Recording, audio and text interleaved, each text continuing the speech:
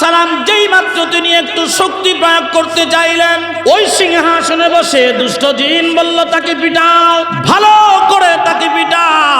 পিটাইয়া একেবারে তার নিশ্চিত মৃত্যু মনে করে নদীর ঘাটে নিয়ে তাকে ফেলে আসলেন। আর এই পথ দিয়া ওই ফাতেমার আব্বা জেলে মানুষটা যাচ্ছিল। এখন তো আর সুলাইমান নবী না, এখন একটা সাধারণ যুবক, কিন্তু 16 বছরের একটা যুবক। তিনি নবী ছিল, নবী তিনি তো নবী ছিল না, তিনি এখনো নবী আছে। এবার খেয়াল করলেন ছেলেটা এখনো জীবিত, কিন্তু সারাটা শরীর রক্তাক্ত হয়ে আছে। কিবা কারা তাকে মেরে ফেলে রাখছে। তিনি খুব কষ্ট করে এই ছেলেটাকে কাঁধে করে নিজের বাড়ির মধ্যে নিয়ে আসলেন, সেবা করলেন, শুশ্রূষা করলেন, সুস্থ বানাইলেন। বানানোর পরে জিজ্ঞাসা করে, বাজান রে তোর বাড়ি কোথায় বল।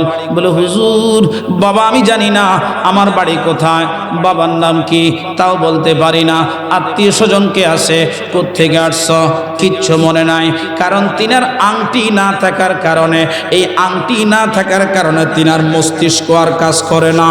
এবার দেখেন সুলাইমান আলাইহি ওয়াসসালাম তিনি কি করলেন দেখেন বাবা। সুলাইমান আলাইহি ওয়াসসালাম এখন কি করব, যার কেউ নাই, সে কোথায় যাবে? জেলের বাড়িতেই থাকে, জেলের বাড়িতেই খায়। উনি তো মাত্র একজন মানুষ। আহারে ওই বুড়া মানুষ মাছ ধরে পোলারে খাওয়ায়, কয়দিন খাওয়াইব?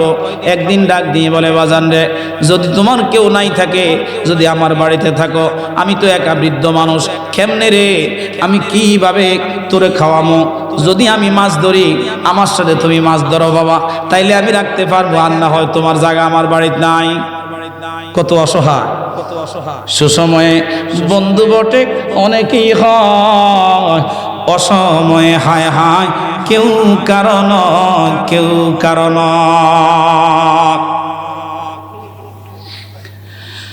সুসময়ে বন্ধু বটে অনেকেই হয়, অসময়ে হায় হায় কেউ কারণ।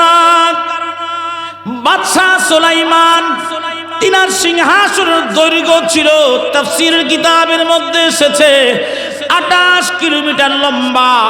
একটা সিংহাসনের মালিক তিনি ছিল, আজকে কয়টা ভাত খাইতে পায় না। কি অবস্থা করেন, কি অবস্থা করেন। এই সিংহাসন আকাশে উঠলো নামলো, উঠলো নামলো, ডাইনে গেল বামে গেল, তামাম পৃথিবী শাসন করলো। ইঞ্জিন লাগে নাই, তেল লাগে নাই, মোবিল লাগে নাই, কিচ্ছু লাগে নাই, শুধুমাত্র হুকুম দিয়েছে, বাতাস উঠিয়ে নিয়েছে। ডানে যাও নিয়ে গেল, বামে যাও নিয়ে গেল, সামনে যাও নিয়ে গেল, পিছে যাও নিয়ে গেল, শুধু নিয়ে যায় আর নামায়া দেয়। বাদশার খেদমতে এই সিংহাসন। এখন আর সিংহাসনও নাই, নবী সুলাইমান এখন রাস্তার ফকির।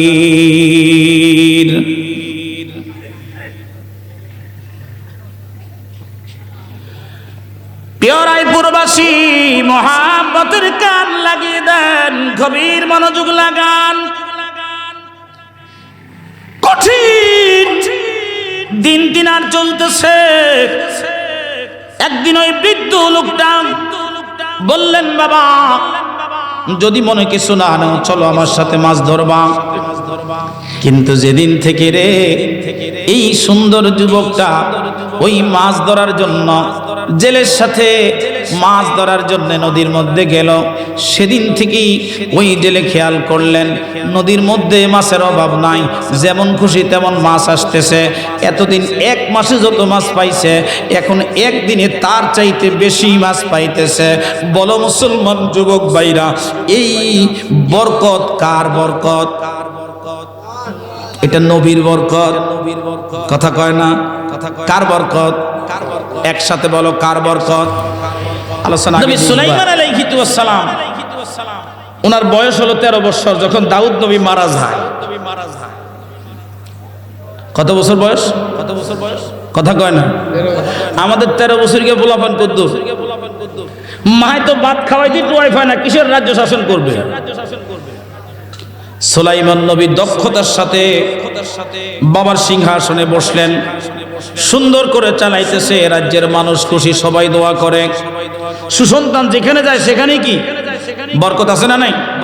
দেখেন সুলাইমান নবীর বয়স তখন 16, 16 বছর বয়সে হযরত সুলাইমান আলাইহিস সালাম সমস্ত সেনাপতিদেরকে বললেন, সেনাপতিরা আমার জন্য একটা মেয়ে দেখো।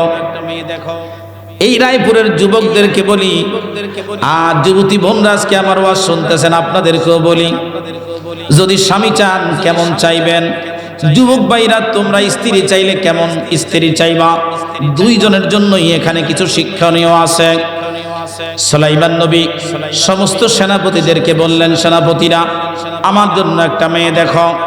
এই মেয়েটার মধ্যে 4টা গুণ থাকা লাগবে, 4টা গুণ, একটা গুণ হবে না। শুধু সুন্দরী হবে না, শুধু সুন্দরী হবে না, 4টা গুণ আমার স্ত্রীর লাগবে। কারণ বাদশার বউ সুন্দরী তো মাস্ট বি, অবশ্যই লাগবে, সুন্দরী আবশ্যক। দ্বিতীয় নম্বর গুণ, মেয়েটা পর্দাশীল হওয়া লাগবে, তাকওয়াবান হওয়া লাগবে। 3 নম্বর গুণ মেয়েটার হতে হবে, এই মেয়েটা সুন্দরী হওয়া লাগবে, তাকওয়াবান হওয়া লাগবে। 3য় নম্বর গুণ, মেয়েটা পর্দাশীল হওয়া লাগবে। 4র্থ নম্বর গুণ, এই মেয়েটা একটা সম্ভ্রান্ত পরিবারের মেয়ে হওয়া লাগবে, নর্মাল কোনো পরিবারের মেয়ে হলে চলবে না। গরিব গরিব ফুলার বিয়ে করতো চায় না। কয়টা গুণ দরকার? কথা কয় না, ঘুমায় পড়ছেন আপনারা? কালকে চায়ের দোকানে আলোচনা করবেন, দেখবেন এই এলাকায় ওষুধ খাওয়ার জন্য ফ্রেম করেন লোক পাবেন না। প্রেম করার পোলাপান আর মাহফিলের চতুর্পাশে ঘুরে ঘুরে ডিস্টার্ব করার পোলাপান দেখবেন ওষুধ খাওয়ার জন্য পাবেন না। আমার এই কথাটা বাড়িতে নিয়ে যায়। আমার দেশের যুবকেরা বর্তমানে তারা পেশান করা চুল কাইটা, এমন ভাবে চুল কাটে একেবারে বেসুরূপ, তার কাছে ভালো লাগে। কারণ সে যার সাথে প্রেম করছে ওই মেয়েটার কাছে সেলফি তুলে পাঠাইছে, মেয়ে কইছে চ্যাম্পিয়ন। খিরে মিছা কথা,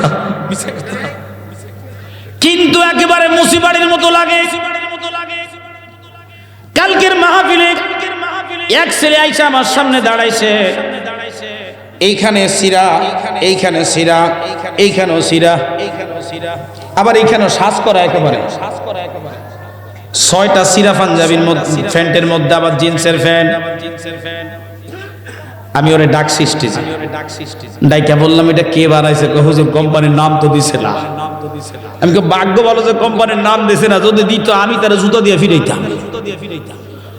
মুসলমানের ছেলেদের কি পোশাক, যে পোশাক 17 ডাকে না, ওই পোশাক মুসলমানের জন্য সম্পূর্ণ হারাম। কথা বলুন ঠিক না ঠিক? আমার যুবকের এটাই পছন্দ, কারণ যুবকের কোনো আদর্শ নাই। নবী সুলাইমান আলাইহিস সালাম তিনি তৎকালীন সময়ের নিয়ম ছিল, রাজ্যের সমস্ত বাজারে বাজারে বাজারে বাজারে এলাকায় ঘুরে ঘুরে ঘুরে ঘুরে তার সেনাপতিরা সংবাদ পৌঁছায় দেয়। তখনকার সিস্টেমটা আমাদের মতো পাবলিসিটির সিস্টেম ছিল না। এই যে বাজারের মধ্যে যাইতো, ঢোল বাদ্য বাজাইয়া মানুষগুলি একসাথ করত, জড়ো করে ওই মানুষগুলির কাছে বলতো, আমগো সুলাইমান নবী বিয়ে করতে চায়, কিন্তু যেই মেয়েটা তুমি সুন্দরী আছে, তাকওয়াবান আছে, আমানতদার আছে, পর্দাশীল আছে, আমানতদার আছে, পর্দাশীল আছে, আর সম্ভ্রান্ত পরিবারের মেয়ে, সুন্দরী ও লম্বা হওয়া লাগবে, খাটো মেয়ে চলবে না, নাক বোসা চলবে না। এমন একটা সুযোগ্য মেয়ে যদি কোনো পরিবারের মধ্যে থাকে, ওই মেয়েটা যেন বাদশাহ সুলাইমান বরাবর চিঠি লেখে, অমুক দিন বাদশার দরবারে মেয়ে নির্বাচন হবে, সুলাইমান নবী নিজে মেয়ে নির্বাচন করবে। আলোচনাটা বুঝবেন, এখানে বুঝার অনেক কিছু আছে। সুলাইমান নবী এই পয়গাম, তিনার রাজ্য তো আমাদের মতো বাংলাদেশের মতো ছিল না। কত কামড়া কামড়ি দেখেন, এই ছোট্ট একটা বাংলাদেশ, এটা নিয়ে কত কামড়া কামড়ি। এই কয় হে বালা না, হে হে কয় হে বালা না, হে কয় হে বালা না। আসলে কে যে ভালো একমাত্র আল্লাহই ভালো জানে। বনি ইসরাইল ভালো ছিল, ওই জামানায় অপরাধ করলে বুঝতে পারতো মানুষ দেখে যে চেহারা বিকৃত হয়ে গেছে, তার মানে তুমি অপরাধী, তুমি গুনাহগার। দেখছেন অবস্থা, দেখছেন অবস্থা। এনে বলে ওয়াজ করতাম, এনে বলে ওয়াজ করতাম। আরে তোরা ঝগড়াঝাটি করবি, এলাকাটা সাইডে দে, এলাকাটা সাইডে দে। আর না হয় আমার লগে আয়, কেমন পারস দেখি। আচ্ছা থাক থাক, যে যেভাবে বসছে সুবিধা মতো আলহামদুলিল্লাহ বলেন।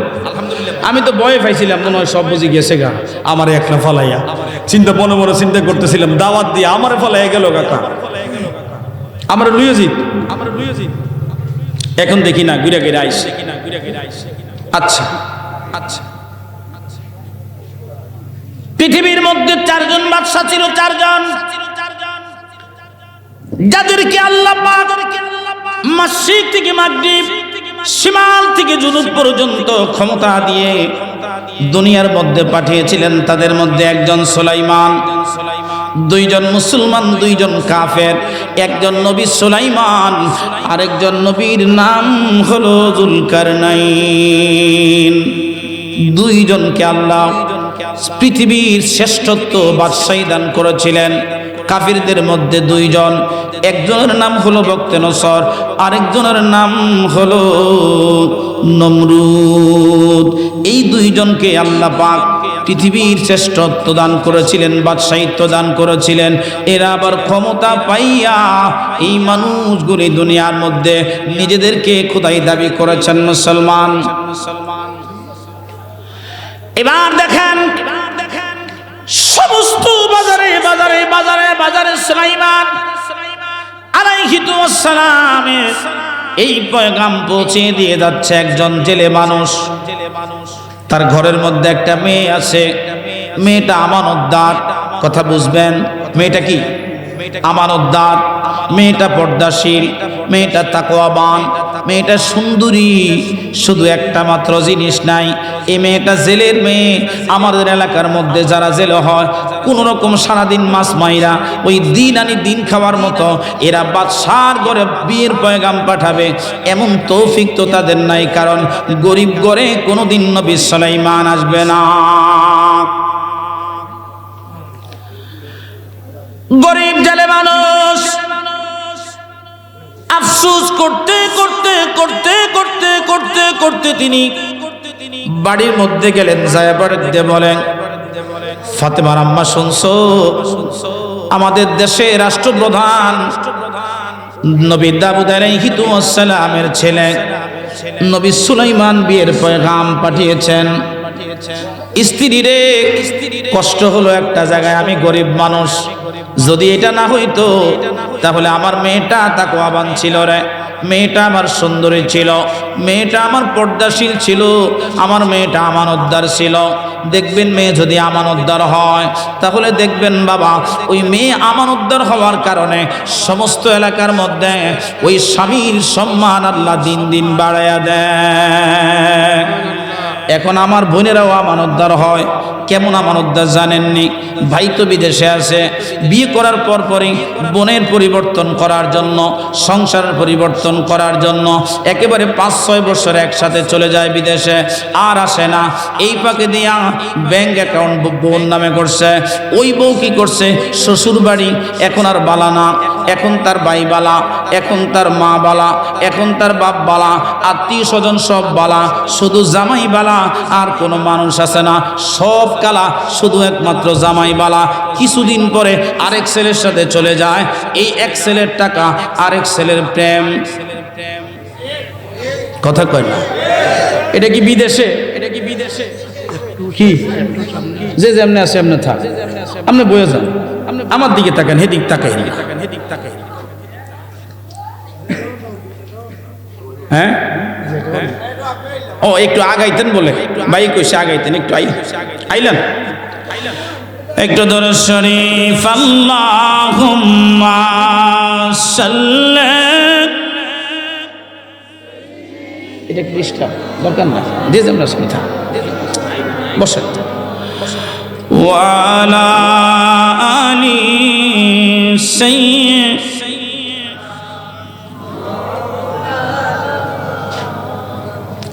জেলের মেয়ে হইলে কত বিপদ দেখেন।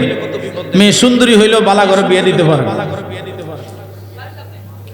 তবে মেয়েটার একটা বড় গুণ ছিল, মেয়েটা তাকওয়াবান, আল্লাহকে ভালোবাসে, আল্লাহর উপরে বিশ্বাস করে। সুবহানাল্লাহ বলেন না, একসাথে বলেন, জবান খুলে বলেন না সুবহানাল্লাহ। আল্লাহর প্রশংসা করলে লস না লাভ? কথা কয় না? এমন একটা মেয়ে যদি জন্ম দিতে পারেন, ময়রাও শান্তি। তেলের গাড়ি তেলে চলে, হাওয়ার গাড়ি হাওয়ায় উড়ে,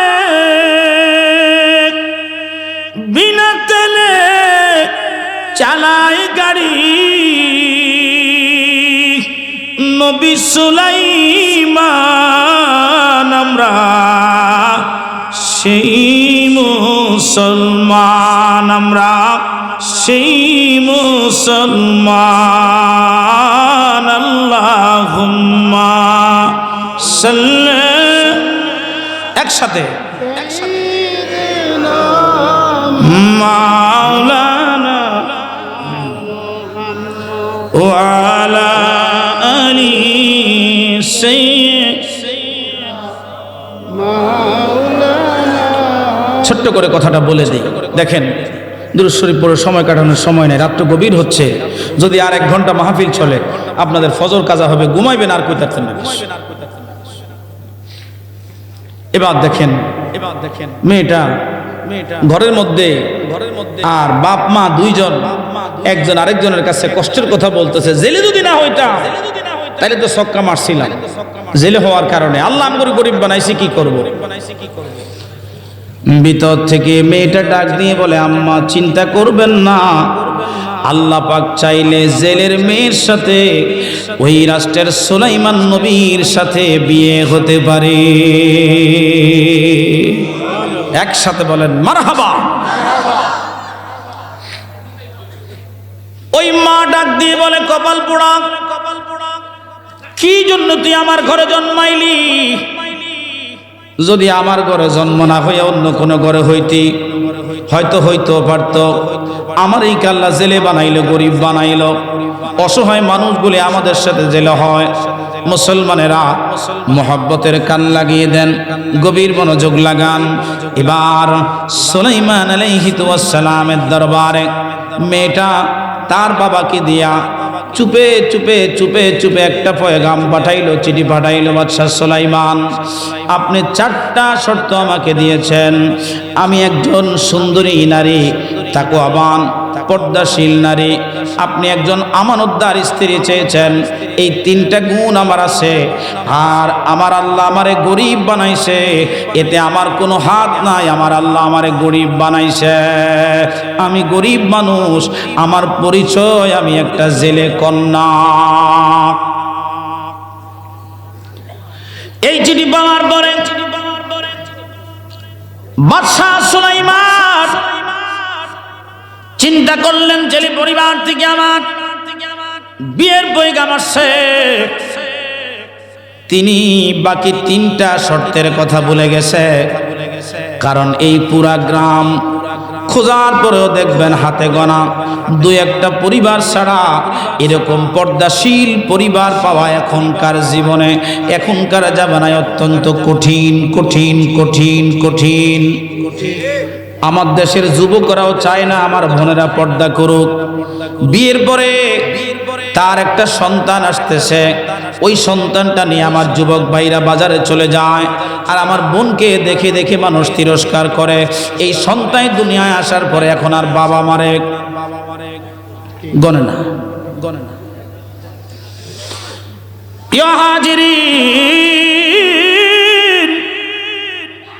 যেই মাত্র চিঠি ছিঁড়ে ফেলছে, আমার আল্লাহ পাক রব্বুল আলামিন তার একটা বান্দাকে তিরস্কার করার জন্য আল্লাহ পাক রব্বুল আলামিন সুলাইমান নবীর উপর একটু রাগ করলেন।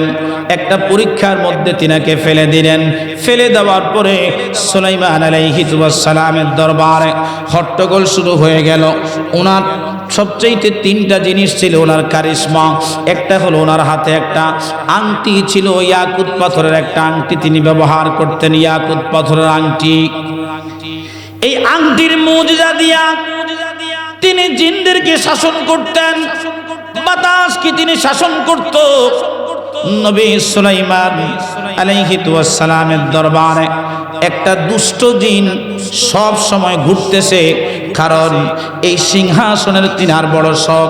যদি আংটিটার মালিক তিনি হইতে পারে রে, তাহলে এই বাদশার মালিক তিনি হইতে পারে, সিংহাসনের মালিক হইতে পারে। হযরত সুলাইমান নবীর উপরে অ্যাকশন শুরু হয়ে গেল। আল্লাহর পক্ষ থেকে অ্যাকশন। মানুষ যদি অ্যাকশন নেয় এটার বিচার হয়, আল্লাহ অ্যাকশন নিলে এর বিচার কেমন হবে? আর ওই মেয়েটা যখন শুনলেন তার চিঠিটা ছিঁড়ে ফেলা হয়েছে, মেয়েটা নামাজের মুসল্লায় সেজদায় পড়ে আল্লাহর দরবারে বলছে, আল্লাহ আমি গরিব না, তুমি আমারে গরিব বানাইছো, তুমি ধনী গরিবকে নিচু বানাইছো, এটা আমার দোষ না। তোমার নবী আমার চিঠি ছিঁড়ে ফেলে আমার সতীত্বের উপরে তিনি আঙ্গুল তুলেছে। মালিক, হয়তো আমি জেলে কন্যা হতে পারে, আমাকে সম্ভ্রান্ত পরিবার সম্পদ দিয়া উঁচা বানায়া দাও, আর না হয় তোমার নবীরে গরিব বানাইয়া আমার জেলের বাড়িতে হাজির করে দাও। একসাথে জবান খুলে বলা যাবে কি মারহাবা। কামটা দেখছেন নি মেয়েটা? মামলা করছে কোথায়? তুইয়া মুইয়া জজকুট মজকুট না, একেবারে সোজা কর সুপ্রিম কোর্ট। মারহাবা কোন না? এরকম একটা মেয়ে এলাকায় ফালেন, পুরা মেয়ে এক মেয়ের উসিলায় দেখবেন পুরা এলাকা আল্লাহ আলোকিত করে দিচ্ছে। এ প্রিয় রায়পুরবাসী, অপরদিকে নবী সুলাইমান নবীর নিয়ম ছিল, বাদশা যখনই তিনারে আংটি ব্যবহার করত, বিনা ওযুতে আংটি ব্যবহার করতে পারত না। অপবিত্র অবস্থায় তিনি আংটি ব্যবহার করতে পারত না। যদি করত তাহলে এর মুজিজা কাজ করত না। মুসলমানেরা এবার দেখেন, সুলাইমান আলাইহিস সালাম টয়লেটে যাবে, উযু করতে যাবে। তিনি কি করলেন? উযু করতে যাওয়ার সময় ওই প্রহরীর কাছে আংটি দিয়ে গেছে রে। ওই আংটির সাথে সাথে সাথে সাথে দুষ্ট জিন আইসা সাথে সাথে নিয়ে গেছে। নিয়ে যাওয়ার পরে এবার ডাক দিয়ে বলে, প্রহরী, বর্তমানে আমাদের সিংহাসনের মধ্যে চতুর্দিকে খেয়াল রাখবা, 2 নম্বর সুলাইমান ঘুরতেছে। কারণ 2 নম্বর সুলাইমানের সরাসরি চলতেছে এলাকায়, আসলে নিজেই 2 নম্বর। বর্তমানে সমাজ চলছে চোরের মায়ের বড় গলা। যিনি চুরি করে উনি সর্দার, যিনি চুরি করে উনি চেয়ারম্যান, যিনি চুরি করে উনি মেম্বার, যিনি চুরি করে উনি এমপি। সবচেয়ে বড় ডাকাত আজকে ক্ষমতার মধ্যে বসার কারণে আমার দেশের আজকে এই অবস্থা। গরিব দুঃখীর কথা শোনার মতো, বলার মতো কোনো জায়গা বর্তমানে নাই। একসাথে জবান থাকলে বলতে হবে কথা বলুন, ঠিক না বেঠে? গরিবের কষ্ট শোনার মতো মানুষ এখন আর নাই, সবাই যার যার নিজের জন্য ব্যস্ত। হাজিরিন, সুন্নি মুসলমানেরা, সুলাইমানের আংটি নিয়া দুষ্ট জিন ওই তিনার সিংহাসনের মধ্যে বসে একই ওয়াজ করতেছে, আমার রাজ্যে বহু ভুয়া সুলাইমান আসতেছে, যারে পাইবা তারে ফিডাইবা, যেটা সুলাইমান দাবি করবে ওটারই ফিডাইবা। এবার সুলাইমান নবী তো টয়লেট থেকে আসছে, কতক্ষণ থাকবো টয়লেটে? আসার পরে প্রহরীরে জিগায়, আমার আংটি দাও। কয় কেন? আংটি তো নিয়ে গেছে সুলাইমান নবী, আমনেকে। এই কারণেই নবী সুলাইমান বলছে 2 নম্বর সুলাইমানের আবির্ভাব হয়েছে, আমনি সেই 2 নম্বর। কয় আমি যদি 2 নম্বর হই, 1 নম্বর কোথায়? কয় যাইয়া দেখেন সিংহাসনে বসা। ঠিকই যেমন কথা তেমন কাজ। সেখানে গিয়ে তিনি ওয়াজ চালু করে দিছে, এই রাজ্যের মধ্যে 2 নম্বর সুলাইমানের আবির্ভাব হয়েছে। সেনাপতিরা সাবধান, তোমরা সাবধান হও, রাজ্য দুষ্কৃতীর হাত থেকে রক্ষা করা লাগবে। বর্তমানে বাংলাদেশে দুষ্কৃতির আবির্ভাব চলতেছে। সাবধান সাবধান, এই বাংলার আকাশে দুর্যোগের ঘন ঘটা চলতেছে। এদেশে গৃহযুদ্ধ বাজানোর, বাবা সন্তানের সাথে গৃহযুদ্ধ বাজানোর ষড়যন্ত্র চলতেছে। আর আমেরিকা আমাদের সেন্ট মার্টিনে তালা লাগতেছে আসার জন্য। মনে রাখবা, যদি একবার এই কাফিররা এই দেশে ঘাঁটি গাড়তে পারে, খোদার কসম করে বলি, আমার দেশ ফিলিস্তিন হবে, আমার দেশ আমেরিকা হবে। জীবনে কোনোদিন আর আমরা শান্তিতে থাকতে পারবো না, পারবো না, পারবো না, পারবো না। কথা বলো ঠিক না বেঠে? হযরত সুলাইমান আলাইহিস সালাম যেই মাত্র তিনি একটু শক্তি প্রয়োগ করতে চাইলেন, ওই সিংহাসনে বসে দুষ্ট জিন বলল, তাকে পিটাও, ভালো করে তাকে পিটাও। পিটাইয়া একেবারে তার নিশ্চিত মৃত্যু মনে করে নদীর ঘাটে নিয়ে তাকে ফেলে আসলেন। আর এই পথ দিয়া ওই ফাতেমার আব্বা জেলে মানুষটা যাচ্ছিল। এখন তো আর সুলাইমান নবী না, এখন একটা সাধারণ যুবক, কিন্তু 16 বছরের একটা যুবক। তিনি নবী ছিল, নবী তিনি তো নবী ছিল না, তিনি এখনো নবী আছে। এবার খেয়াল করলেন ছেলেটা এখনো জীবিত, কিন্তু সারাটা শরীর রক্তাক্ত হয়ে আছে। কিবা কারা তাকে মেরে ফেলে রাখছে। তিনি খুব কষ্ট করে এই ছেলেটাকে কাঁধে করে নিজের বাড়ির মধ্যে নিয়ে আসলেন, সেবা করলেন, শুশ্রূষা করলেন, সুস্থ বানাইলেন। বানানোর পরে জিজ্ঞাসা করে, বাজান রে, তোর বাড়ি কোথায় বল? বলে, হুজুর বাবা আমি জানি না আমার বাড়ি কোথায়, বাবার নাম কি তাও বলতে পারি না, আত্মীয় স্বজন কে আছে, কোত্থেকে আসছ কিচ্ছু মনে নাই। কারণ তিনার আংটি না থাকার কারণে, এই আংটি না থাকার কারণে তিনার মস্তিষ্ক আর কাজ করে না। কষ্ট হচ্ছে আপনাদের? 20 মিনিট চাইছি, 50 মিনিট হয়ে গেছে, শেষ করে দিতাম নি? আচ্ছা আচ্ছা, এবার দেখেন সুলাইমান আলাইহিস সালাম তিনি কি করলেন দেখেন বাবা। সুলাইমান আলাইহিস সালাম এখন কি করব, যার কেউ নাই, সে কোথায় যাবে? জেলের বাড়িতেই থাকে, জেলের বাড়িতেই খায়। উনি তো মাত্র একজন মানুষ। আহারে, ওই বুড়া মানুষ মাছ ধরে পোলারে খাওয়ায়, কয়দিন খাওয়াইবো? একদিন ডাক দিয়ে বলে, বাজান রে, যদি তোমার কেউ নাই থাকে, যদি আমার বাড়িতে থাকো, আমি তো একা বৃদ্ধ মানুষ, কেমনে রে আমি কিভাবে তোরে খাওয়ামো? যদি আমি মাছ ধরি, আমার সাথে তুমি মাছ ধরো বাবা, তাইলে আমি রাখতে পারবো, আর না হয় তোমার জায়গা আমার বাড়িতে নাই। কত অসহায়, কত অসহায়। সুসময়ে বন্ধু বটে অনেকেই হয়, অসময়ে হায় হায় কেউ কারণ, কেউ কারণ।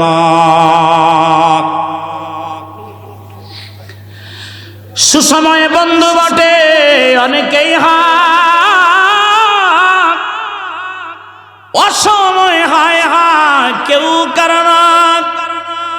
বাদশাহ সুলাইমান তিনার সিংহাসনের দৈর্ঘ্য ছিল, তাফসীরের কিতাবের মধ্যে এসেছে 28 কিলোমিটার লম্বা। একটা সিংহাসনের মালিক তিনি ছিল। আজকে কয়টা ভাত খাইতে পায় না। কি অবস্থা করেন? এই সিংহাসন আকাশে উঠলো নামলো, উঠলো নামলো, ডাইনে গেল বামে গেল, তামাম পৃথিবী শাসন করলো। ইঞ্জিন লাগে নাই, তেল লাগে নাই, মোবিল লাগে নাই, কিচ্ছু লাগে নাই, শুধুমাত্র হুকুম দিয়েছে, বাতাস উঠিয়ে নিয়েছে। ডানে যাও নিয়ে গেল, বামে যাও নিয়ে গেল, সামনে যাও নিয়ে গেল, পিছে যাও নিয়ে গেল, শুধু নিয়ে যায় আর নামায়া দেয়। বাদশার খেদমতে এই সিংহাসন। এখন আর সিংহাসনও নাই, নবী সুলাইমান এখন রাস্তার ফকির।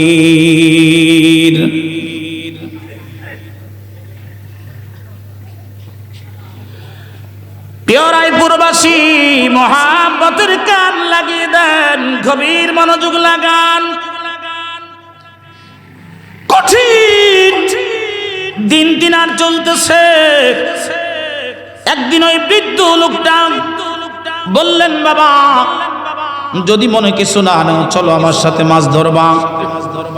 কিন্তু যেদিন থেকে রে এই সুন্দর যুবকটা ওই মাছ ধরার জন্য জেলের সাথে মাছ ধরার জন্য নদীর মধ্যে গেল। সেদিন থেকেই ওই জেলে খেয়াল করলেন নদীর মধ্যে মাছের অভাব নাই, যেমন খুশি তেমন মাছ আসতেছে। এতদিন এক মাসে যত মাছ পাইছে এখন একদিনে তার চাইতে বেশি মাছ পাইতেছে। বলো মুসলমান যুবক ভাইরা, এই বরকত কার বরকত? এটা নবীর বরকত। কথা কয় না? কার বরকত? একসাথে বলো, কার বরকত? আলোচনা আগে বুঝবা। ভাইজান কিছু বলবে না? কিচ্ছু লাগবে না আমার ছাটা, কিচ্ছু লাগে না। বসেন, আমরা ফেরেশান হয়ে যান, আপনারা বসে দুই চারটা কথা বলে যাই। আসছি আবার যেই অবস্থা দেশের, এখান থেকে যে পরবর্তী মাহফিলে যাইতে পারবো এটার গ্যারান্টি তো নাই। 1 বছর পয়সা তো থাকবে পরে। কি কোন আপনারা? এই যে আমার এই যুবক ছেলেটা, তার কয় মাস, বোধহয় 8 মাস না 9 মাস একটা বাচ্চা। আহা, বাবার লাশের পাশে বসেন। যে যেভাবে শান্তি পাইতেছে সেভাবে বসতেছে। কি কম এই শীতের দিন আপনারা তো একটু কার্পেট টার্পেটও দিচ্ছেন না, দিচ্ছেন হইলো কি কয় এই তেরফল, এটা এমনি ভিজা, এটা বারবার লাড়লে ঠান্ডা লাগে না? বেটাকে কষ্ট কেমনে বুঝবে? আগামী বছর একটু কার্পেট টার্পেট দিয়ে দিয়ে যেমন খুশি তেমন আমরা যাবো। সামনে কইলে সামনে, ফিসে কইলে ফিসে। আপনারা কি কন? আপনারা কার্পেটে বহাইছেন এই ঠান্ডার মধ্যে, কষ্ট করে যে বই রয়েছি এটি তো বেশি। 4-5 দিন শুকর আদায় করবেন, এই যে কষ্ট করে আমরা বই রয়েছি। খারাপ লাগতেছে আপনাদের? আচ্ছা আচ্ছা, সামনে আরো কমু, যাইতাম নি সামনে। 1 বছর এই জাল বাইছে সুলাইমান নবী। মারহাবা কোন না হয় না? একসাথে বলেন, নির্বাচনী আওয়াজ দিয়ে বলেন না মারহাবা। কত বছর? যেখানেই বাঘের ভয় সেখানেই রাত। এই পথ দিয়ে একটা ভালো ইমানদার, জিনদের মধ্যে ভালো আছে খারাপও, মানুষের মধ্যে ভালো আছে খারাপও, তো বালার চাইতে খারাপের সংখ্যা বেশি, নামাজের চাইতে বেনামাজের সংখ্যা বেশি। কথা কয় না? আমার যুবক ভাইরা, তোদের পায়ে ধরে বলি ভাই, মাহফিলে আসলে একটা টুপি মাথা দিয়ে আসিস। যদিও চুলের ভাঁজ নষ্ট হয়ে যাইব, কিন্তু মুমিনের চুলের ভাঁজ নষ্ট হইলে সমস্যা হয় না। আল্লাহ দেখবা বাসর রাতে তোমার স্ত্রীর কাছে তোমার হিরু বানাইয়া উঠাইব, তোমার স্ত্রী দেখলেই তোমার কদমে লুটিয়ে পড়বে। ঠিক না বে ঠিক?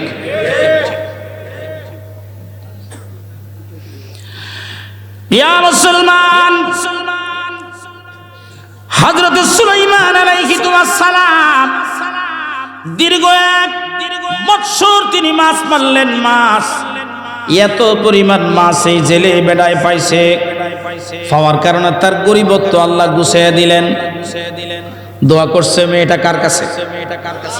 কয় না? আমাদের এখন আল্লাহর উপরে ভরসা নাই, এখন মোবাইলের উপরে ভরসা। ঠিক এর উপরে এখনকার যুবকদের ভরসা হলো একমাত্র মোবাইল। এক যুবক একই সাথে আমার 50টা বোনের সাথে, বাকিরা আর বললাম না।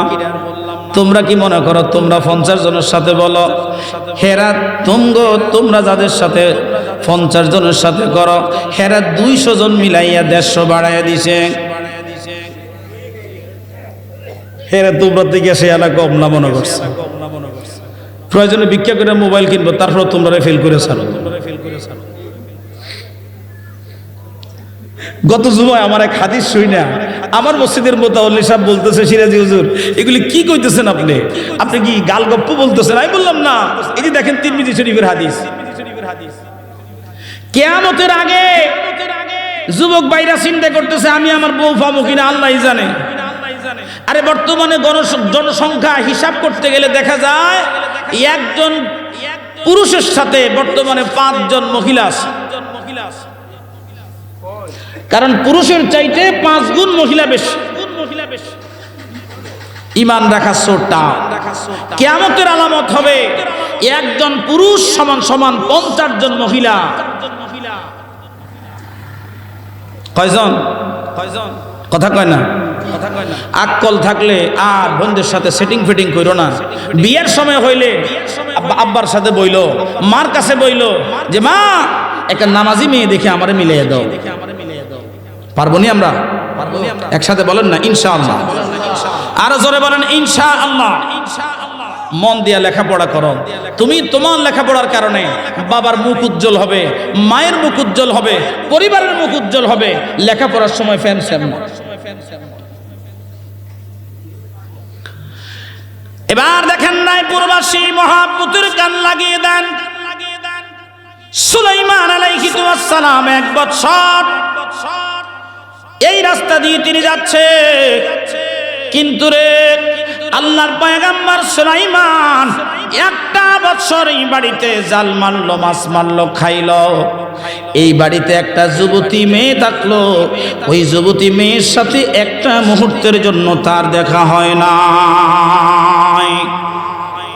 নবীর আর যাই হোক দুশ্চরিত্রা তো না, কি কোন আপনারা 1 বছর এই বাড়ির মধ্যে ছিল। 1টা বছরের মধ্যে রে ওই মেয়ের সাথে নবী সুলাইমানের সাথে একটিবারের জন্য দেখা হয় নাই। সময় মেপে মেপে মেপে মেপে মেয়েটা চলছে, কোনোদিন একটা মুহূর্তের জন্য এত সুন্দর সুদর্শন একজন যুবক তার চোখে পড়ে নাই। একদিন ওই বৃদ্ধ লোকটা ডাক দিয়ে বলে, বাবা তুমি বলো এই বাড়ির মধ্যে আমরা কয়জন মানুষ, তুমি বলো। নবী সুলাইমান ডাক দিয়ে বলে, কেন আমরা মাত্র 3 জন। বলে কে কে? বলে আমি, আপনি আর আমার আম্মা জান, যিনি 1টা বছর আমারে পাক করে খাওয়াইছে। কয় না না বাবা, আমার ঘরে আমার একটা যুবতী সুন্দরী পর্দাশীল মেয়ে আছে, জীবনে কোনোদিন কোনো পুরুষ আমার মেয়েটাকে দেখে নাই। জবান খুলে বলা যাবে কি মারহাবা। তেলের গাড়ি তেলে চলে, হাওয়ার গাড়ি হাওয়ায় উড়ে, বিনা তেলে চালাই গাড়ি নবী সুলাইমান আমরা সেই মুসলমান। জবান খুলে কথা বলুন ঠিক না বেঠে? মুসলমানেরা ওই জেলে বৃদ্ধা তার স্ত্রীর সাথে কথা বলল, ছেলেটা কি তোমার পছন্দ হয় নাকি? কয় কি করব, আমার গরিবত্বের কারণে তো পারলাম না মেয়েটাকে বাদশার কাছে বিয়ে দিতে। এই ছেলেটার আচার ব্যবহার ভালো মনে হয়, মেয়েটাকে বিয়ে দিলে ওই মেয়েটা আমার মেয়েটা সুখে থাকবে, কোনো অসুবিধা হবে না। যদি ফুলায় মাছও মারে তার মাছ মারার মধ্যে হেকমত আছে, মাছ তার জালের মধ্যে বেশি ওঠে, চিন্তা করবা না। এবার মেয়ের মাছ ছেলের মারাজি হয়েছে, এখন মেয়ের তো একটা অনুমতি দরকার। মেয়ের কাছে যাওয়ার পরে মেয়েটা কাঁদতেছে, ডাক দিয়ে বলে, আব্বা আমি যাকে চাইলাম তাকে তো আমি পাইলাম না। বাবারে ও আমার মা, জীবনে তো তোমাদের সিদ্ধান্তের উপরে কোনোদিন কথা বলি নাই। ও মা, যদি তোমরা ভালো মনে করো আমার একজন স্বামী চাই, ইমানদার স্বামী চাই, ইমানদার একজন স্বামী চাই। আমি আমার সতীত্ব শুধু আমার স্বামীর জন্য আমানত করেছি, আমি একজন ইমানদার স্বামী চাই, তোমাদের কাছে আর কিচ্ছু চাই না।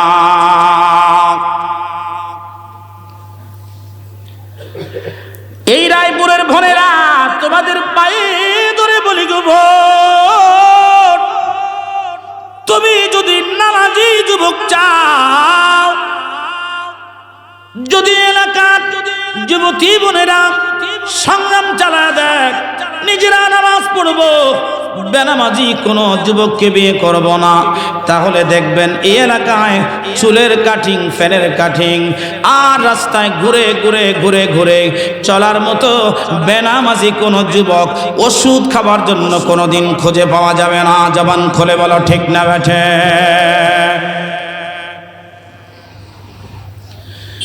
প্রিয় উপস্থিতি, এই পথ দিয়া একজন ইমানদার জিন যাচ্ছিলেন। হঠাৎ করে তিনার এতদিন পরে খেয়াল হলো বাদশা সুলাইমান কি এমন হলো তিনি এখানে মাছ মারতেছে নীরবে, তাহলে রাজ্য কে চালায়? এদিক দিয়ে রাজ্যের 12টা, রাজ্যের 12টা বাজছে। কারণ দেখবেন অযোগ্য মানুষ যখন যে দেশের ক্ষমতায় বসে, সেটা মেম্বার হোক, চেয়ারম্যান হোক, এমপি হোক, মন্ত্রী হোক, প্রধানমন্ত্রী হোক, যে যাই হোক না কেন, যদি অযোগ্য হয়, যে এলাকার জন্য হবে, ওই এলাকা আলো থাকলে অন্ধকার হয়ে যাবে। দুষ্ট জিন ক্ষমতার লোভে ক্ষমতা নিছে। এখন তো আর রাষ্ট্রে চালাইতে পারে না, দ্রব্যমূল্যের ঊর্ধ্বগতি, মানুষের বিচার করতে পারে না, এলাকার মধ্যে অশান্তি, কাটাকাটি বাড়ছে, হানাহানি বাড়ছে, রাহাজানি বাড়ছে, ডাকাতি বাড়ছে, যেটা বাংলাদেশে বর্তমানে চলতেছে।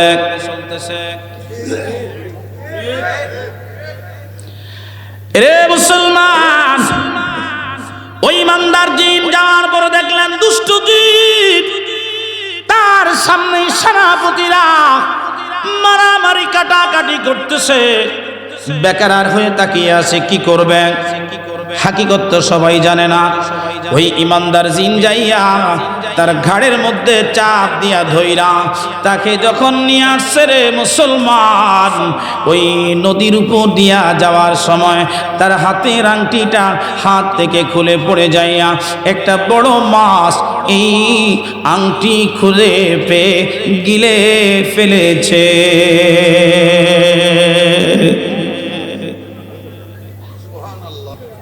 والتين والزيتون وطور سينين وهذا البلد الأمين.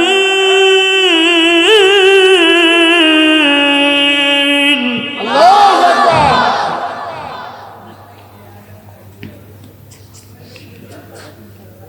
لقد خلقنا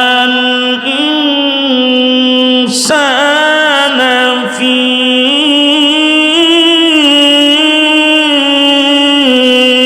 أحسن تقويم.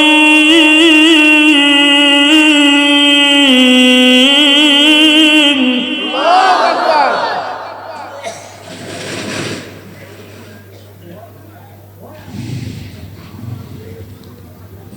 আল্লাহ কসম চারটা কেন খাইলেন, এই কথাটা বলে দিই, তারপর একটা দাওয়াত দিয়ে মোনাজাত দিয়ে দিব। রাজি আছেন? হ্যাঁ। চারটা কসম আল্লাহ করেছেন। কয়টা কসম? একসাথে বলেন কয়টা? সবাই বলেন আরো জোরে। কসম কয়টা? চারটা। এক নম্বরে আল্লাহ 3-এর কসম করলেন। এই ফলটা আমাদের দেশে কিছু পাওয়া যায় এখন, কিছু ভাইরা অনলাইনে বিক্রি করে। এটা সৌদি আরবের প্রোডাক্ট। আমি বেশি পাই এটা তায়েফ শহরে। তায়েফ শহর অলিতে গলিতে, কারণ ওই তায়েফে আমার হাবিবে করিমের রক্ত মোবারক লেগেছে বিদায়। পাথরের মধ্যে মাটি নাই, সৌদি আরবকে ধনী বানায় দিলেন আমার নবী রক্ত মোবারক।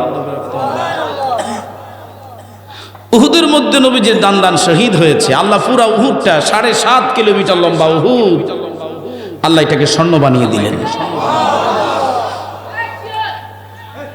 আমার নবী বলেন উহুদ আমাকে ভালোবাসে, আমি উহুদকে ভালোবাসি। উহুদ ডাক দিয়ে বলি ইয়া রাসূলুল্লাহ, নবী গো আপনি আমাকে হুকুম দেন, আপনি নবী আগে আগে যাবেন, আমি উহুদ আপনি নবীর পিছনে পিছনে যাব। কেন?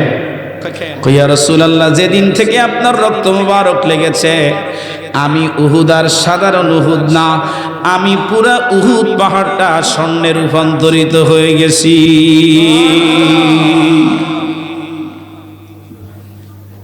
রক্তের দাম কত দেখেন।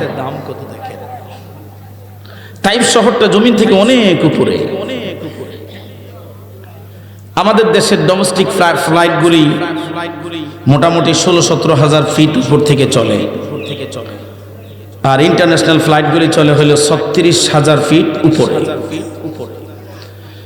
তাইফ শহরটা জমিন থেকে প্রায় 2,500 ফিট উপরে। আলহামদুলিল্লাহ বলেন না? প্রতিদিন এই পাথরের মধ্যে 1-2 বৃষ্টি হয়। মাঝে মধ্যে আমরা যে মাথার উপরে যে আপগুলি দেখি, মেঘের খণ্ডগুলি আমরা দেখতে পাই না? তাইফ শহরের উঁচা পাহাড়ে একটা জায়গার নাম আছে, পাহাড়ের নাম আছে শিফা, শিফা পাহাড়। নবীজি ক্লান্ত শ্রান্ত পরিশ্রান্ত একটা পাথরের উপরে ঘুমাইলেন।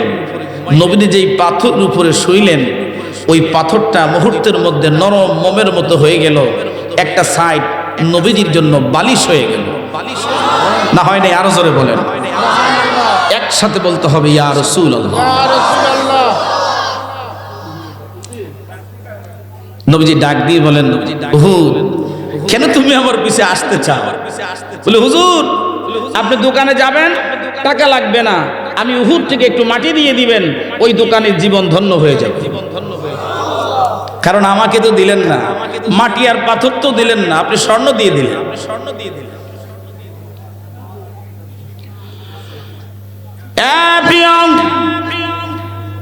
মৌলভীবাজারবাসী,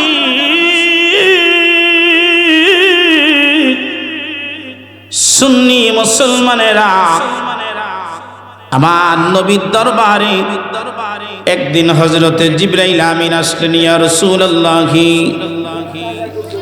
আমি এমন একটা জায়গার মধ্যে বসবাস করি নবী গো, যে জায়গাটা বড় ক্রিটিক্যাল, সীমান্ত এলাকা, বর্ডারের মধ্যে আমি থাকি। ইয়া রাসূলুল্লাহ, নবী গো আপনার কাছে আমি একটা জিনিস চাই, বলেন না। নবীজি, আমাকে আপনি নিষেধ করবেন না, আপনি বলেন, ওয়াদা করেন নিষেধ করবেন না। আমার নবী ডাক দিয়ে বলেন, ফেরেশতা জিবরাইল শোনো, হ্যাঁ তুমি আমার কাছে চাও, সমস্যা নাই, আমি নবী দিব, তাও সমস্যা নাই। তবে যদি হয়, এমন যদি হয় রে আমার উম্মতের সাথে আঘাত লাগবে, এমন কিছু চাইলে আমি নবী তোমাকে দিব না, দিব না, দিব না, দিব না। নবী উম্মতকে কত ভালোবাসা দেখেন, কত ভালোবাসা দেখেন। হযরত জিবরাইল আমিন বলেন, ইয়া রাসূলুল্লাহ, দয়াল নবীজি, আমি জানি উহুদের ভাঙা দাঁত দুটো আপনি বড় যত্ন করে রেখেছেন। ইয়া রাসূলুল্লাহ,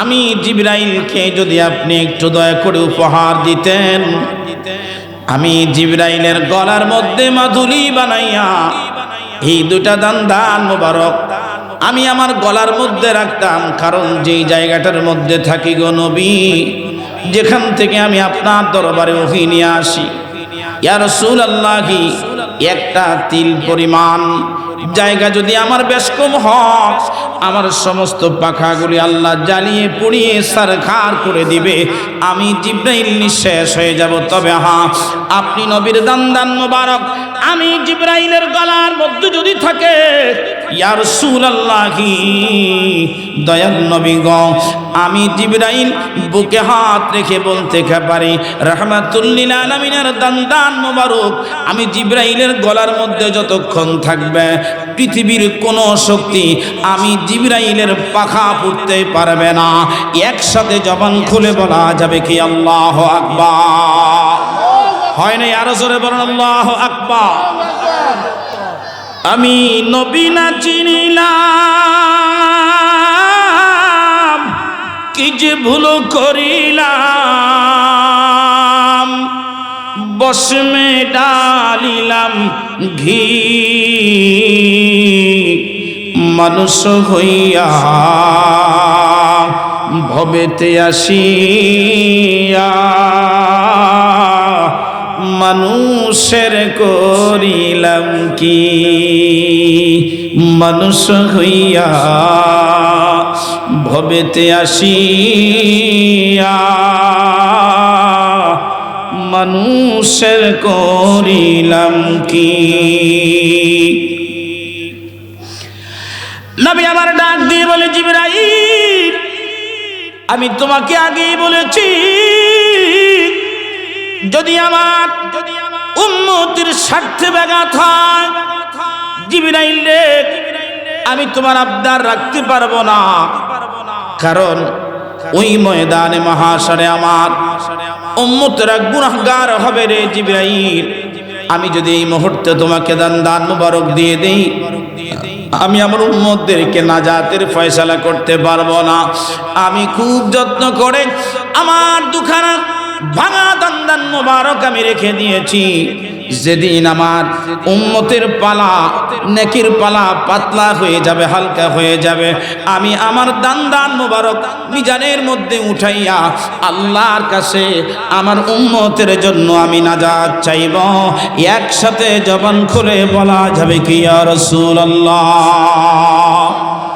হে রাসূল তোমায় ভালোবাসি, অন্তরে শুধুই মুখে না,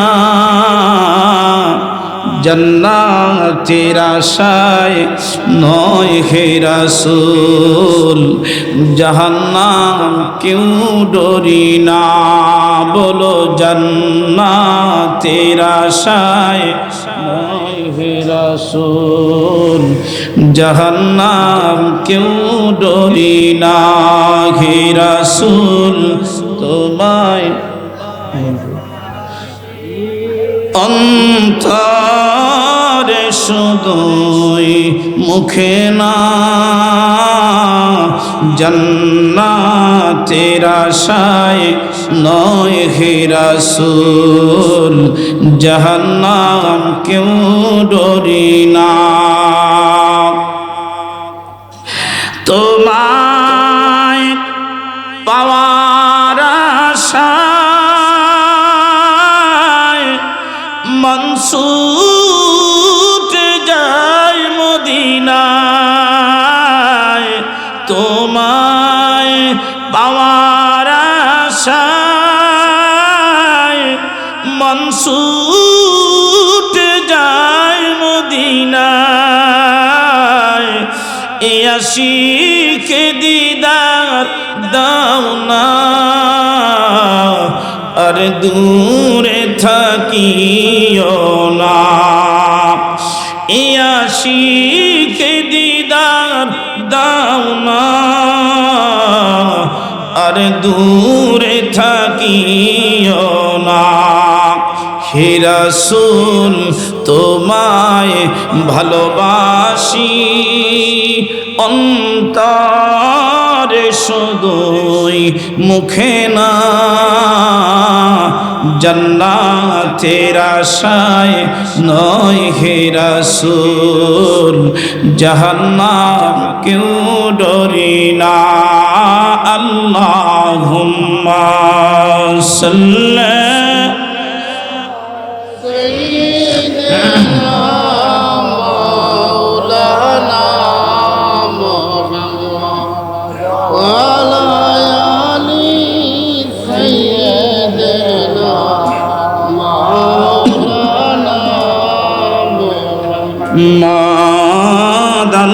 আল্লাহুম্মা সাল্লি, খুলুন না,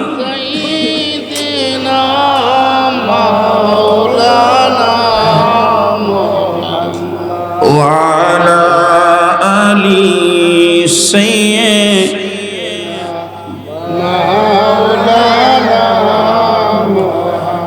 মুসলমানেরা শুনে নাও, আল্লাহ সূরা ৩-এর কসম করলেন, প্রথম ৩-এর কসম করলেন, জাইতুনের কসম করলেন, তুরে সিনার কসম করলেন, বালাদে আমিন পবিত্র ভূমির কসম আল্লাহ করেছেন। কসম কয়টা?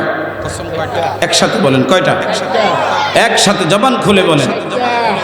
আল্লাহ তো এতগুলি কসম করার দরকার ছিল না, কিন্তু দুইটা জিনিসের ব্যাপারে আল্লাহ কনসিডার করতে সম্পূর্ণ নারাজ। কয়টা জিনিস? দুইটা ব্যাপারে। একটা হলো নবীর শানের ব্যাপারে, কেউ খেলাফ করলে আল্লাহ এটা কনসিডার পছন্দ করেন না।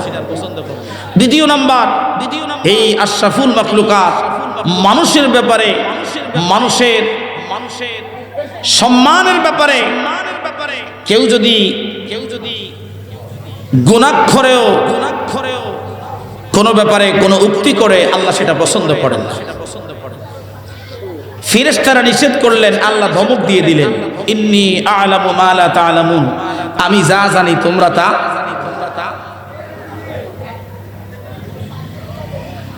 ইয়া হাজিরিন, মহাব্বতের কান লাগিয়ে দেন, গভীর মনোযোগ লাগান।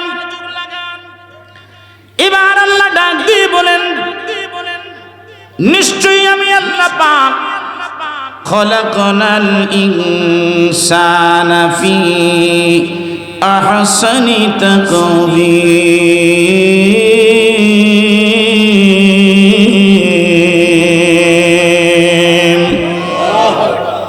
উত্তম সুরত দিয়া মানুষ বানাইছি, উত্তম সুরত দিয়া মানুষ বানাইছি। এত কালা মানুষ, এই মাহফিলে সুন্দর তো দেখাই যায়, সুরমা নদীর ফাড়ের মানুষ আবার সুন্দর হয় কেন? নদীর নামে তো সুরমা, নদীর নাম যদি পদ্মা মেঘনা হইতো তাইলে একটা কথা আছে, নদীর নাম সুরমা। সুরমা কি কখনো লাল সাদা হয় নাকি? সুরমা মানে কি? কথা কয় না। সুরমা মানে কি? কালো। তো সুরমা নদীর পাশের মানুষ তো এমনিতেই কালা। আমি যাই কালা সালা আছি, কক্সবাজার যাওয়ার পরে জীবনে একবার গেছিলাম, তাও মাহফিলে নিয়ে গেছিল দাওয়াত দিয়ে। কক্সবাজার থেকে 2 দিন আসার পরে আমি আর আয়নার সামনে দাঁড়াই না, কিরে আমার চেহারা দিয়ে পাল্টায় গেছে গা। এই সূরা 3-এর আলোচনা করতে করতে এখন আমি দিয়ে কালো হয়ে গেছি। পরে না দেখলাম কিছু দূর দিন যাওয়ার পরে কক্সবাজারের হাওয়াটা এতটা কঠিন, লবণাক্ত হাওয়া, এই নদীর বাতাস লাগলেই মনে করেন যে মানুষের চেহারা বিকৃত হয়ে যায়, কালো হয়ে যায়। কারণ লবণ তো পুড়িয়ে দেয়। লবণের কাজ কি? পুড়িয়ে দেওয়া। যত বাসি গান্দা সাগরের মধ্যে পড়ে, কোনোদিন পচা গন্ধ উপরে উঠতে দেখছেন? এই লবণ সব শেষ করে দেয়। বলবেন সিরাজি ভাই আমাদেরকে এত পোষাইতেছেন, আমরা মানুষ, আল্লাহই তো বানাইছে। কালা ওই আর সুন্দর ওই যাই ওই বানাইছে কে? কথা কয় না, বানাইছে কে? কে বানাইছে? একসাথে জবান খুলে বলেন না আল্লাহ। মাহফিল থেকে জবান খুলে বলেন না আল্লাহ। আল্লাহ বলে সুন্দর, আমি বলি কালো, তাহলে কি হবে? ঠিক না? আল্লাহ বলে কি? সুন্দর। আহসানি সুরতি, উত্তম সুরত দিয়ে আল্লাহ মানুষ বানাইছে, আমি বলতেছি কালো, তাহলে কি হবে? আমরা শুধু চেহারার কাটিংটা মারছি। কোন ছেলেটার চেহারা সুন্দর, মেয়ের বাপেরা আগেই খোঁজে এলাকা, ফলায় যাই করুক চুলগুলা ঠিক আছে কিনা, চেহারার ফেস কাটিংটা যদি সুন্দর থাকে আগেই নির্বাচন করে তো মাইয়াটা হের কাছেই দিবে। ফলায় নামাজ পড়ুক আর না ফলায়, এটা চায় না। মেয়ের বাপের ছেলের বাপের একই অবস্থা। কোন বাড়িতে আগে খবর নয় মেয়ে কোনটা সুন্দরী। আমার মেয়ে আমার ঘরে ফুলারবো, কালো হইতে পারবো না, তাইলে নাতি নাতি সবই কালা কালো হইবে। কি করব তারা? সম্ভব না। ছেলের বাপের মেয়ের বাপের একই রোগ। আর ছেলের মা মেয়ের মা যদি বিল্ডিং একটা থায়, ফুলার মার যদি বিল রাখতে হবে 2টা, নাইলে ওই বাড়িতে আমার ছেলে যাবে কেমনে? বিয়ের পরে তো আমার ফুলার বিল্ডিং একটা লাগবে। অথচ আল্লাহ মানুষ বানাইলেন, বিল্ডিং এর চিন্তা করলেন না, ঘরের চিন্তা করলেন না, ব্যবসার চিন্তা করলেন না। মদিনায় নবীর সাহাবীরা যাওয়ার পরে মদিনাবাসীরা খুব মেহমান প্রিয়, আপ্যায়ন প্রিয় মানুষ। বললেন আপনারা নবীর সাহাবী, নবীর সাথে আসছেন, আসেন আমাদের বাড়িতে বেড়াবেন। তারা বললেন না, তোমাদের বাজার কোথায় দেখায় দাও, বাজারের মধ্যে আমরা ব্যবসা করব, আমাদেরটা আমরা খাবো, তোমাদেরটা খাবো না। মারহাবা করুন না, একসাথে বলেন। আমরা তো মানুষের বাড়িতে খাইতে পারলেই বাস। মেহমান ছিল রহমত। মেহমান কি ছিল? নবীজি বলেন তোমাদের বাড়ি যদি মেহমান আসে তাহলে তোমরা বুঝবা শুধু মেহমান আসে নাই, সাথে আল্লাহ রহমতও পাঠাইছে। মেহমানের সাথে কি আসে? রহমত। এবার দেখেন তো মানুষ কি কারণে কালো? মানুষটাও সুন্দর। এরে মাইকটা একটু কমাস না রে বাজান, আমি প্রতিদিন কথা বলি রে, একটু কমায় নেই। আমরা অল্প শুনবো, বেশি বেশি শোনা দরকার নাই। প্রতিদিন কথা বলি, এই জন্য একটু আস্তে আস্তে কথা বলতেছি। শুনতে আপনাদের বুঝতে কষ্ট হচ্ছে না তো? কিছু বুঝে যান। আমার আগের আলোচনা অনেক সুন্দর ছিল। আমি নিজে বসে বসে ওনার আলোচনা শুনতেছিলাম, কারোর সাথে কথা বলতেছিলাম না। কোরআন হাদিসের আলোচনাটা এরকম হওয়া উচিত যেন মানুষ কিছু বুঝে। কি বলেন? মানুষ যদি কিছু না বুঝে, এই লক্ষ টাকা খরচ করে প্যান্ডেল করলেন, মাহফিল সাজাইলেন, এখান থেকে যদি বাড়ি পর্যন্ত না যায়, আর কিছু পরিবর্তন যদি আমাদের না আসে, তাহলে কেন আমরা এই মাহফিলটা করলাম? কি বলেন আপনারা? হ্যাঁ, এক নম্বরে আজকের প্রথম কথাটা হলো, আমি কোরআন তেলাওয়াত দিয়ে শুরু করেছি। আমি খেয়াল করেছি সাপ সামনে যেমন মন্ত্র দিলে, মন্ত্র দিয়া মন্ত্রের মধ্যে এই হাত রাখলে আস্তে আস্তে মাথাটা নুয়ে যায়, এই সাপ আর কাউকে ফুস করে না। ঠিক তেমনি ভাবে বান্দার অন্তর যতটাই কঠিন হোক না কেন, যখন আল্লাহর কালামের তেলাওয়াত শুনে সাপ যেমন গর্তে চলে আসে, উজার কাছে চলে আসে, ঠিক বান্দা কোরআনের মজলিসে দলে দলে হাজির হয়ে যায়। কথা বলুন ঠিক না বেঠে?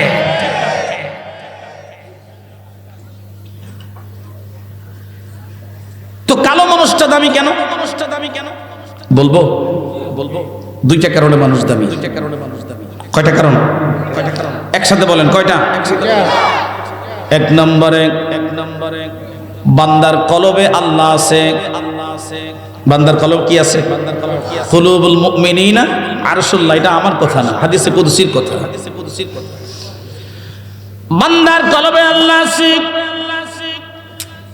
এই বান্দাকে এই জন্য হাতি ভয় পায় যদি বান্দা বান্দার মতো হয়।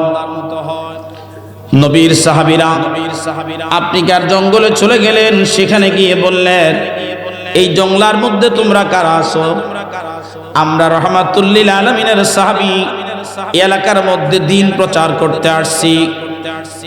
তোমরা চলে যাও তোমাদের মতো করে, আমরা আজকে রাত্রে এখানে থাকব। যদি কেউ তোমরা নবীর সাহাবীর সাথে আদবের খেলাফ হয়, বেয়াদবি করো, আমাদের তলোয়ার তোমাদের ফয়সালা দিবে। এই কথা বলতে দেরি বাঘ তার পিঠে বাচ্চা নিয়ে চলে যাচ্ছে, হাতি চলে যাচ্ছে, সিংহ চলে যাচ্ছে, বনের হিংস্র জানোয়ার সাপ যা আছে সব বন খালি করে দিল। নবীর সাহাবী আসছে, একসাথে বলেন না সুবহানাল্লাহ। তা বলে আমরা রে মানে না কেন? আমরা তো আল্লাহরে মানি। কি দেখুন, আমরা কি আল্লাহরে মানি? তা আমরা মানবো কেমনে? পশু। আল্লাহ বলেন, বান্দারে তুমি শুধু আমি আল্লাহর গোলামি করো।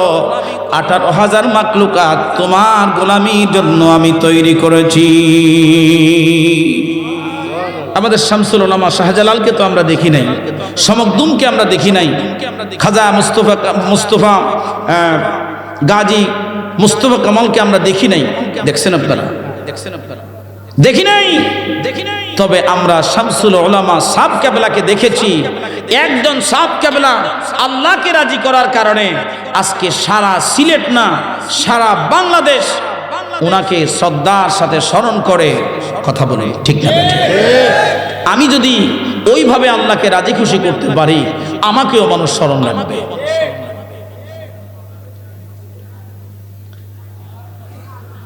রূপকাষ্ঠের ওই নৌকা খানি,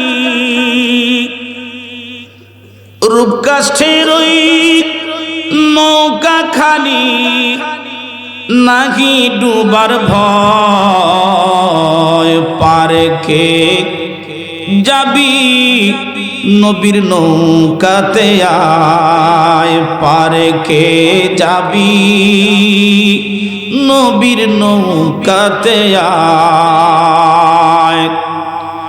নবী না মানে যারা মুআহিদ কাফের তারা এই দুনিয়ায়।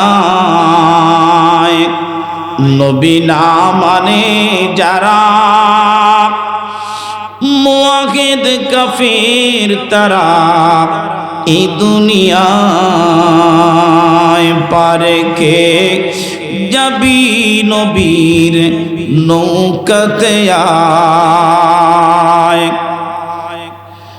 রূপকাঠির ওই নৌকা খানি, রূপকাঠির ওই নৌকা খানি নাহি ডুবার ভয় পারে কে যাবি নবীর নৌকাতে আয়। ছোট্ট একটা মানুষ আমাদের চাইতে 10 গুণ বড় হবে একটা হাতি, একজন মানুষের 10 গুণ হবে। এই হাতির পিঠে ছোট্ট একটা মানুষ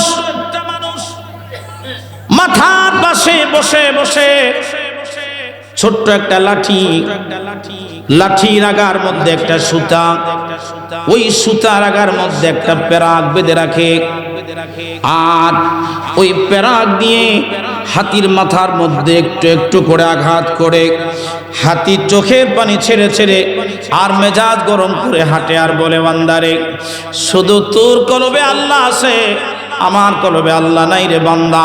যদি থাকতো রে আমার ঘাট থেকে পিঠ থেকে ফালাইয়া শুধুমাত্র পাটা রাখতাম, তোর জীবন চলে যেত।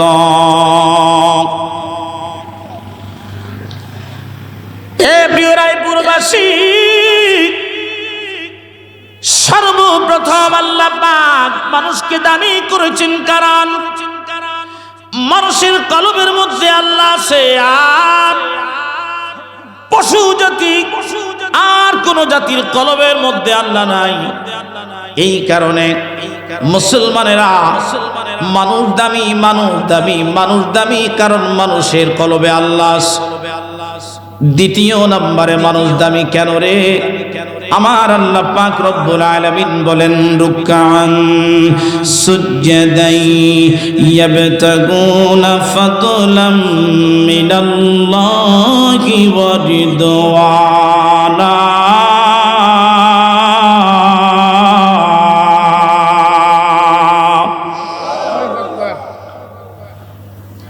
মানুষকে আল্লাহ দুটা কাজ করার জন্য বলেছেন। এক নাম্বার,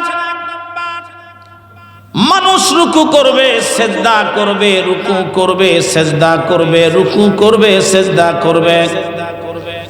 বলো রায়পুরবাসী, যদি মসজিদের মধ্যে 5 ওয়াক্ত নামাজে এই ফজরের সালাতের সময় ঠান্ডা কনকনে পানি দিয়া তোমরা যদি মসজিদে যাইতা, এই রায়পুরের কোনো মসজিদ কোনো দিন খালি থাকতো না, থাকতো না, থাকতো না, থাকতো না। কথা বলুন ঠিক না বেঠিক?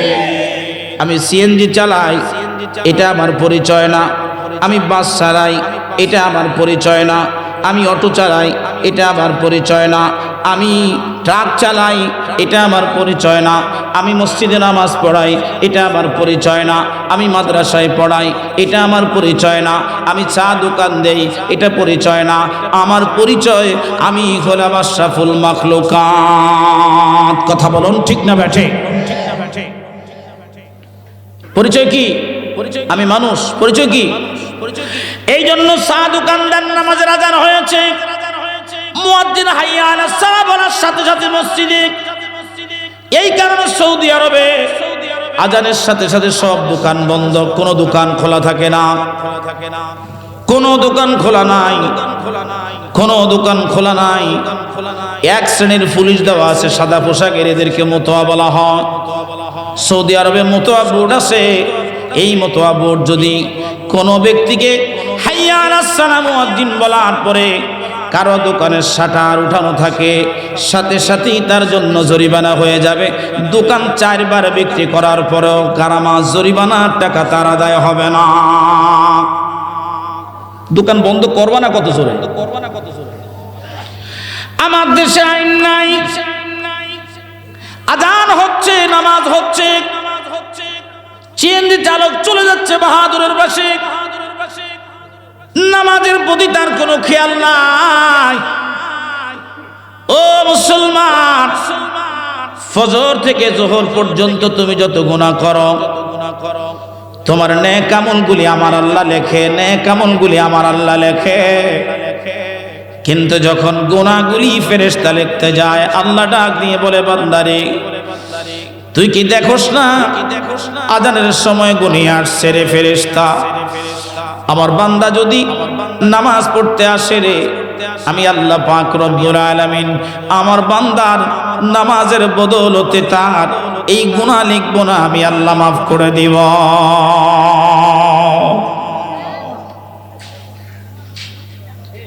মুসলমানেরা, এই জন্য আপনারা দেখবেন কপাল আছে, মানুষ আছে, কপাল ছাড়া একটা মানুষও পাবেন না। এখন থেকে জরিপ করবেন যে কপাল ছাড়া কোনো মানুষ আছে?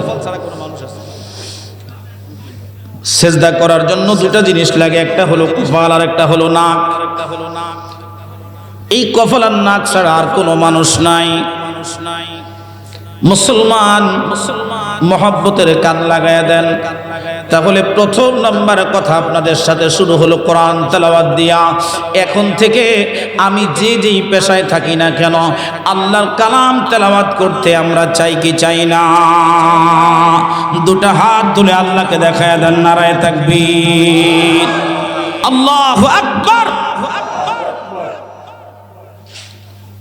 কি বৃদ্ধ, কি যুবক, কি বালক, কি শাবালক, সবাই যদি কোরআনের প্রতি দরদদার হই, খোদার কসম শুধু আপনার কোরআন না, মিজান পর্যন্ত কোরআন আপনার সাথে যাবে। একসাথে বলেন সুবহানাল্লাহ। দ্বিতীয় নাম্বার, আজকের এই মাহফিল থেকে আমরা শপথ নিয়ে যাব। কেননা আমরা শপথ নিয়ে যাব যেই সেজদার জন্য আমার আল্লাহ অপেক্ষা করে। সেজদা শুধুমাত্র আমার আল্লাহর। সেজদা কার? না একসাথে সবাই বলেন। ঘুমায় পড়ছেন আপনারা? একসাথে জবান খুলে বলেন সেজদা কার? যদি আল্লাহর হয় আরো জোরে জবান খুলে আল্লাহকে শুনে বলেন আল্লাহু আকবার। সেজদা কার? একসাথে বলেন কার? নামাজের আজানের সময় জানি না আর কোন সময় রায়পুর আপনারা আমাকে আনবেন কিনা। দাওয়াত দিলে আগে জিজ্ঞাসা করব যে আপনাদের পরিবর্তন আসছে কিনা। এই মাহফিলে যে আমার দাওয়াত দিলেন, আমি যে পাগলের মতো দুই ঘন্টা আলোচনা করলাম, এই রাত্রে ঘুম বাদ দিয়া, আপনাদের ঘুম বাদ দিয়ে আলোচনা করলাম, কোনো রিয়েলাইজড আসছে কিনা, পরিবর্তন আসছে কিনা? পরিবর্তন না থাকলে তো এই মাহফিল দরকার না। কি বলেন আপনারা? আছে দরকার আছে? যদি আগামীকাল ফজরের নামাজ আপনাদের কাজা হয়, তাহলে এই মাহফিল কোনো লাভ হবে? হবে না। এই জন্য প্রিয় হাজিরিন, মহাব্বতের কান লাগিয়ে দেন। আমাদের দ্বিতীয় নাম্বার শপথ, যে পেশায় আমরা কাজ করি না কেন, একদিকে নিজে যেমন নামাজের প্রতি যত্নবান হব, অপরদিকে নামাজের সময়, মাহফিলের সময় কিছু শিখার জন্য শুধু নিজে একা যাব না।